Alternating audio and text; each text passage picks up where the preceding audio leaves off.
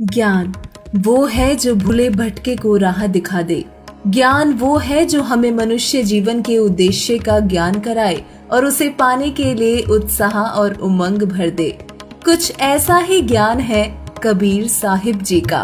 कबीर और ज्ञान सब ज्ञानड़ी, कबीर ज्ञान सो ज्ञान, जैसे गोला तोब का करता चले मैदान। कबीर साहिब जी, जिन्हें आज तक मात्र कवि कहकर संबोधित किया, वो सर्व भाषाओं के ज्ञाता थे। जिन्होंने वो अमर ज्ञान दिया जिसे आज तक हम खोजते आए, लेकिन हमें ये अनमोल ज्ञान आज तक प्राप्त नहीं हुआ, क्योंकि ये अद्वितीय ज्ञान इतना गूढ़ है जिसकी गहराई कोई तत्वदर्शी संत ही माप सकता है। अब कलयुग में परमेश्वर की दया हुई कि जगत गुरु तत्वदर्शी संत रामपाल जी महाराज जी ने इस ज्ञान को खोलकर बताया और हमें ये अनमोल ज्ञान रूपी खजाना बांट दिया। कबीर साहिब जी का ज्ञान इतना पवित्र है कि इसे पढ़ने वालों को भी लाभ मिलता है। कबीर साहिब जी के ज्ञान में सृष्टि रचना से लेकर प्रलय तक, तीनों देवताओं से लेकर ब्रह्म पर ब्रह्म पूर्ण ब्रह्म तक, पृथ्वी से लेकर सतलोक तक, आदि से लेकर अंत तक की संपूर्ण जानकारी उपलब्ध है, जो कि साधक के हर प्रश्न का हल कई प्रमाणों सहित कर सकती है। कबीर साहिब जी के ज्ञान का दीपक अज्ञान के अंधेरे को मिटाकर उजाला कर देता है। दर्शकों, आइए अब गहराई से जानते हैं कि कबीर साहिब जी के ज्ञान की विशेषता क्या है। कबीर साहिब जी का अवतरण आज से ठीक 625 वर्ष पूर्व काशी नगर में होता है। बाल्यकाल की अवस्था से ही कबीर साहिब जी ने ज्ञान देना प्रारंभ कर दिया था।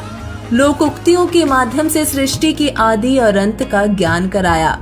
कबीर साहिब जी ने व्यवहारिक, आध्यात्मिक सभी प्रकार का ज्ञान दिया है। कबीर साहिब जी के आध्यात्मिक ज्ञान की शुरुआत सृष्टि रचना से करते हैं और सृष्टि रचना में सबसे पहले उल्लेख सतलोक का आता है। आज तक जितने भी साधु संत हुए हैं वो केवल स्वर्ग प्राप्ति को ही मोक्ष मानते हैं, इससे आगे नहीं जानते। कबीर साहिब जी ने बताया कि स्वर्ग एक रेस्टोरेंट है। वर्तमान जीवन में की गई कुछ भक्ति या दान धर्म के कारण स्वर्ग प्राप्ति होती है तथा पुण्य क्षीण होने पर वापस पाप कर्मों को भोगने के लिए पृथ्वी व नरक में जाना पड़ता है। कबीर साहिब जी ने अपने अनमोल ज्ञान में बताया है कि जो नर नारी मेरी शरण में आकर भक्ति करेंगे, उनका जन्म मरण हमेशा के लिए समाप्त होगा और उनको सतलोक यानी कि अमर लोक प्राप्त होगा। सतलोक वास्तव में रहने लायक स्थान है। कबीर साहिब जी ने ही सर्वप्रथम सतलोक की रचना की थी। हम सभी जीवात्मा जो काल के 21 ब्रह्मांडों में रहते हैं, वो सभी पहले सतलोक में ही रहते थे।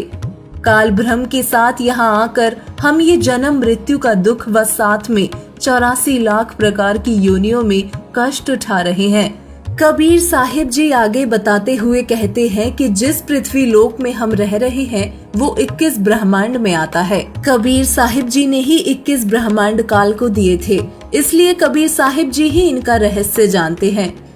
कबीर साहिब जी ने काल के एक ब्रह्मांड की सर्व व्यवस्था बताई कि काल के एक ब्रह्मांड में स्वर्ग लोक, पृथ्वी लोक, पाताल लोक के अतिरिक्त ब्रह्मा का लोक, विष्णु लोक, शिव लोक, ब्रह्म लोक, देवी दुर्गा का लोक, धर्मराज का लोक, इंद्र का लोक, सप्तपुरी, गोलोक, चंद्रमा, सूर्य, 9 ग्रह, 9 लाख तारे, 88,000 ऋषि मंडल, 33 करोड़ देव स्थान, 96 करोड़ मेघमाला आदि विद्यमान है। ऐसे ही 21 ब्रह्मांडों का स्वामी काल भगवान है। काल ने प्रत्येक ब्रह्मांड में बने ब्रह्मलोक में एक महास्वर्ग बनाया है। महास्वर्ग में एक स्थान पर नकली सतलोक, नकली अलख लोक, नकली अगम लोक तथा नकली अनामी लोक की रचना प्राणियों को धोखा देने के लिए प्रकृति यानी दुर्गा, जिसे माया भी कहते हैं, के द्वारा हुई है। कबीर साहिब जी ने अपनी अमृतवाणी में बताया है कि काल ने 20 ब्रह्मांड में प्राणियों को धोखे में रखा हुआ है तथा स्वयं 21वें ब्रह्मांड में रहता है, जिसका भेद किसी को नहीं बताता। ये काल अपने तीनों पुत्र ब्रह्मा, विष्णु व शिव को भी अपना वास्तविक भेद नहीं बताता है। देवी दुर्गा को सख्त हिदायत दे रखी है कि कोई भी काल की वास्तविकता को ना जान पाए। कबीर साहिब जी बताते हैं, हमें बार बार मनुष्य जीवन देने, हमें यातनाएं देने और विकार पैदा करना भी काल का स्वार्थ है। क्योंकि इससे इसका भोजन तैयार होता है। ये अपना भोजन जीवात्माओं को तपतशिला पर भूनकर तैयार करता है। कबीर साहिब जी ने अपने तत्व ज्ञान में बताया है कि जब प्राणी अपने गलत कर्मों की वजह से नरक लोक में जाता है तो वहाँ काल की बनाई गई तप्तशिला, जो बहुत बड़े तवे की तरह होती है, उस पर जाकर भयंकर आग पर तपता है। तपतशिला की जलन के कारण जीव अपने किए गलत कर्म व भक्ति नहीं करने के लिए बहुत पछतावा करता है। वहाँ पर जीव बेहोश होने के बाद अपने आप धर्मराज के दरबार में भेज दिया जाता है तथा कर्म संस्कार के कारण अगले जीवन का फिर कष्ट भोग कर वहीं धर्मराज के दरबार में पेश होगा। यह चक्कर तब तक चलता रहेगा जब तक गुरु की शरण ग्रहण करके सद्भक्ति करके मोक्ष प्राप्त नहीं कर लेता। कबीर साहिब जी ने सभी प्रकार के कष्ट निवारण हेतु तथा जन्म मरण के रोग का नाश करने के लिए सद्गुरु की शरण ग्रहण करने की हिदायत दी है। कबीर साहिब जी ने सद्गुरु को सबसे बड़ा बताया है। अपनी अमृत वाणी में बताया है कि गुरु गोविंद दोनों खड़े किसके लागू पाए, बलिहारी गुरु आपने गोविंद दियो मिलाए। बताया है कि भगवान और गुरु दोनों मिल जाएं तो प्रथम गुरु को ही दंडवत प्रणाम करने चाहिए, क्योंकि भगवान गुरु के माध्यम से मिलते हैं। कबीर साहिब जी ने अपनी वाणी में सत मंत्र का भी जिक्र किया है तथा यह भी हिदायत दी है कि इस मंत्र को देने का अधिकारी केवल मेरा कृपा पात्र संत ही हो सकता है।